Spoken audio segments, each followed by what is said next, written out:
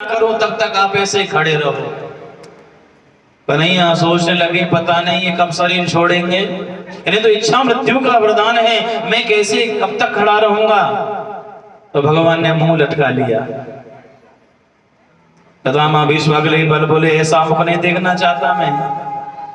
प्रसन्न हासा ऋणलोचनोल्लसन मुखाम्बुजो ध्यान पतश्चतुर्भुजा। हे गोविंद, हे चतुर्भुज, मैं आपका हंसता हुआ मुखारविंद देखना चाहता हूँ। भगवान तुरंत मुस्कुराए।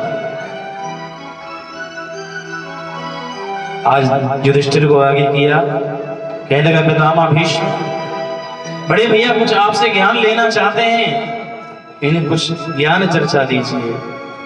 पितामह भीष्म ने भीष्म गीता के द्वारा दान धर्मान राज धर्मान मोक्ष धर्मान विभागशः स्त्री धर्मान भगवत धर्मान समासभ्यास योगताः। युधिष्ठिर को दान धर्म के विषय में समझाया, राजधर्म क्या है, राजा का कर्तव्य क्या है उसके विषय में समझाया, मोक्ष धर्म क्या है, स्त्री का धर्म क्या है और भगवत धर्म क्या है उसका निरूपण किसी का विस्तार रूप से किसी का संक्षिप्त रूप से किया। आज पितामह भीष्म मन में विचार करने लगे कि माघ का महीना है, सूर्य उत्तरायण हो चुके हैं और आज भगवान द्वारकाधीश भी सन्मुख हैं। हाथ जोड़ करके पितामह भीष्म ने कहा कि हे द्वारकाधीश, मैं आज अपने प्राणों का त्याग करना चाहता हूं, अपने शरीर को छोड़ना चाहता हूं।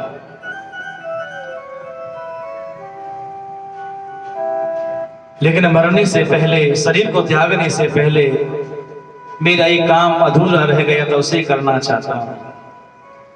द्वारकाधीश ने पूछा पितामह भीष्म, आप आज्ञा तो करो, आपका कौन सा कार्य अवशिष्ट है मैं करूंगा, आप आदेश करो। पितामह भीष्म कहने लगे द्वारकाधीश, मेरी एक बेटी है, एक कन्या, वो अब तक कुंवारी है, उसका विवाह नहीं हुआ मेरी बेटी का। द्वारकाधीश कहने लगे पितामह, मैंने तो सुना है कि आप ब्रह्मचारी हो, आपकी कोई संतान नहीं, तो बेटी कहां से आ गई? बोले बेटी है, और मैंने अपनी बेटी का विवाह इसलिए नहीं किया क्योंकि उसके योग्य आज तक कोई वर नहीं मिला, कोई दूल्हा नहीं मिला। क्योंकि कन्या तो एक ही चीज देखती है। कन्या क्या देखती है? कन्या वरते रूपम, कन्या दूल्हा देखती है कि भले कैसा हो, सुंदर होना चाहिए। गांव में आए तो मेरी सखियों को भी ऐसा लगे फलाने को दूल्हा बड़ो मालूम को। कन्या वरते रूपम, और मेरी कन्या को आप सुंदर लगे हो क्योंकि आप सर्वश्रेष्ठ हो, द्वारकाधीश हो। लड़की तो वर को देखती है और लड़की की मां क्या देखती है कि भले ही लड़का काला कलूटा हो तो भी चलेगा, पर पैसे वाला, जिससे मेरी बेटी रानी बन के घर में राज करे। माता वित्तम, मां ये पूछती है करता क्या लड़का, कमाता कितना है, मां को यही चिंता रहती है। और पिता क्या देखता है? पिता कुलम, पिता देखता है कि भले काला कलूटा हो, कैसा भी हो, पर अच्छे परिवार का, अच्छे संस्कारों वाला होना चाहिए। भले रोज मजदूरी करता हो, उसकी कोई आवश्यकता नहीं है कि उसके पास में कितना धन है, कितना कमाता है, और संस्कार कैसे हैं, उसका कुल कैसा है, उसका परिवार कैसा है, वो पिता देखता है। और हमारी आपकी तरह के बाराती क्या देखते हैं? मिष्ठान्नम इतरे जना, इस शादी में कौन कौन सी मिठाई बन रही है। पितामह भीष्म कहते हैं इति मध्य रूप कल्पिता वितृष्णा भगवते सात्वत पुंगवे विभुम्नि स्वसुखमुपगते क्वचिद विहर्तुम प्रकृतिमुपेयसि यद्भव प्रवाह। पितामह भीष्म क्या कहना चाहते हैं कि जो मेरी बुद्धि रूपी कन्या है, जो मेरी मति रूपी कन्या है, वो अब तक कुंवारी है, मेरी बुद्धि, जबकि हमारी बुद्धि परिवार में लगी, मोह में लगी, द्वेष में लगी, ईर्ष्या में लगी, अभिनिवेश में लगी, ममता में लगी, क्रोध में लगी, पता नहीं कितने उसने दूल्हे बनाए हैं। लेकिन पितामह भीष्म कहते हैं गोविंद मेरी बुद्धि आज तक कहीं नहीं लगी, और मेरी ये बुद्धि रूपी कन्या अब तक कुंवारी है, क्योंकि उसे आज तक आपके योग्य वर नहीं मिला है। और आज आपको देख करके मेरी बुद्धि के मन में आया कि आप उसके योग्य वर हैं, इसलिए मेरी बुद्धि आपका वर्ण करना चाहती है, आपके शरणों का आश्रय लेना चाहती है। गोविंद हंसने लगे। पितामह भीष्म वो बात कैसे भूल जाऊं कि त्रिभुवन कमनम तमाल वर्णम रवि कर गौर वरम वरम दधाने। महाभारत के युद्ध में आपने प्रतिज्ञा कर ली कि मैं प्रातः काल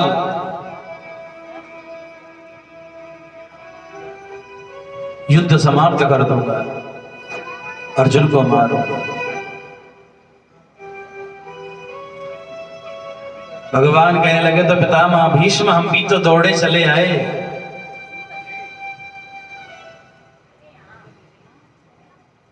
भगवान कहने लगे पितामह मैंने कब कब भक्तों की लाज नहीं रखी है। पितामह भीष्म कहने लगे वही तो मैं कहना चाहता हूं गोविंद, कि आपकी लाज भले ही चले जाए पर भक्त की लाज कभी नहीं जानी चाहिए। और जब मैंने आपको बाणों से विवल कर दिया, आपने युद्ध के आरंभ में प्रतिज्ञा की थी कि मैं शस्त्र नहीं उठाऊंगा, लेकिन मैंने आपको विवश कर दिया और आपने एक रथ का पहिया उठा लिया मुझे मारने के लिए। जब दौड़ने लगे मैंने भी तुरंत शस्त्र छोड़ दिए और कहा गोविंद आप तो बड़े झूठे निकले।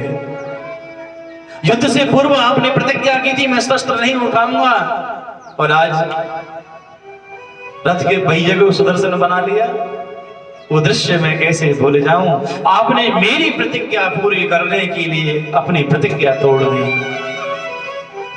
गोविंद वो दृश्य मैं कैसे भूल जाऊं कि वो गोपियां चोरी का बहाना लेकर के आपके दर्शन के लिए मैया यशोदा के पास में आती थी। शिकायत का तो एक बहाना था, वास्तव में वो आपका दर्शन करने के लिए आती थी। वो दृश्य मैं कैसे भूल जाऊं। वो संसार का स्वामी, त्रिलोकी का ईश्वर, सारे ब्रज में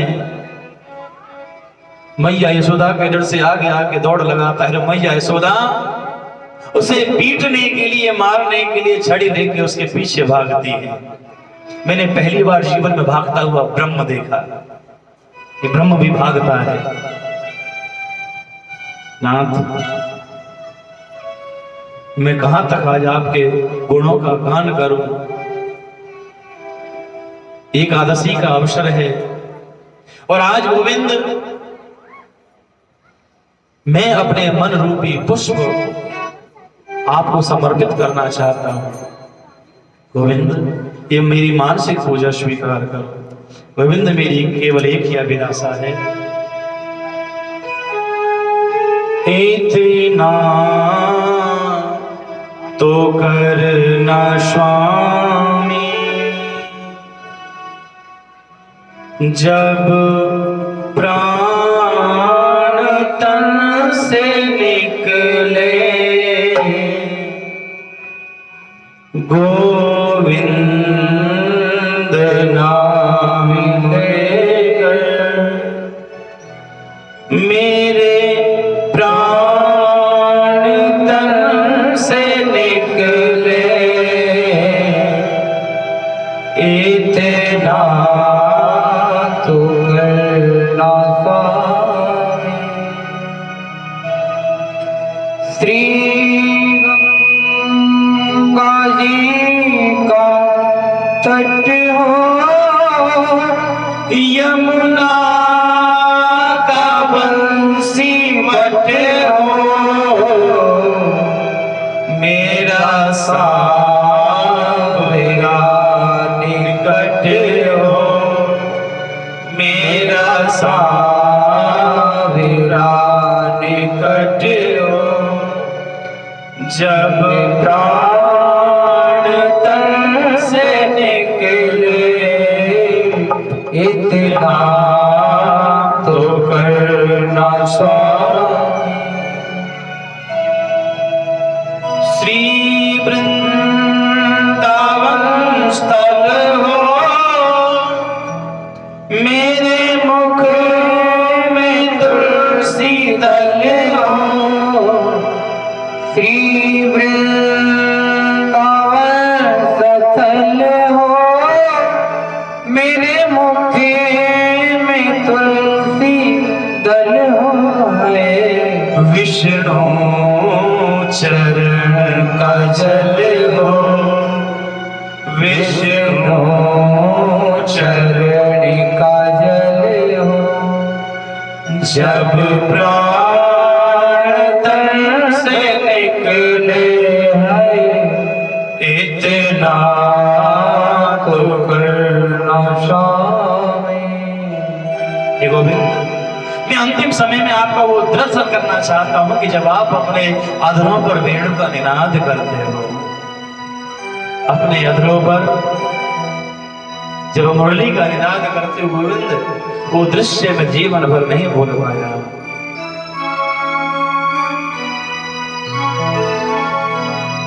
सन्मुख श्याम खड़ा हो,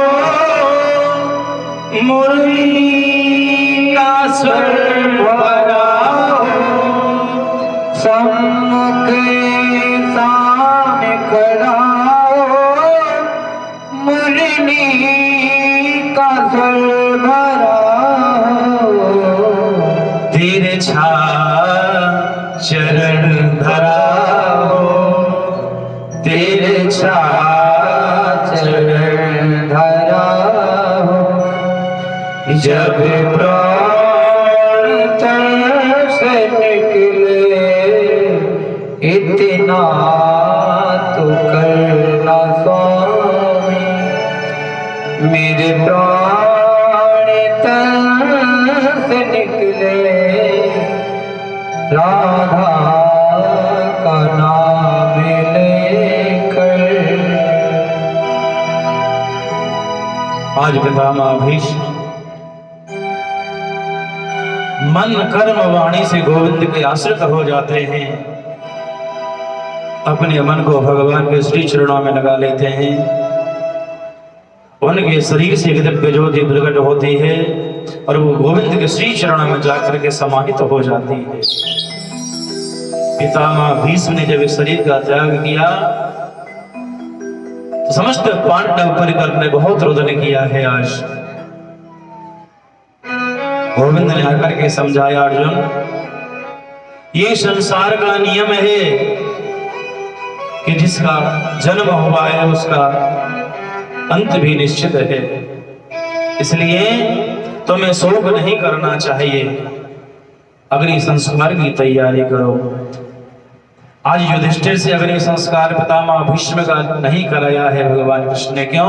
क्योंकि वो अभी अभी नए नए राजा बने हैं। शास्त्र का नियम है कि जो नव निर्वाचित राजा होता है वो किसी का अग्नि संस्कार नहीं कर सकता, इसलिए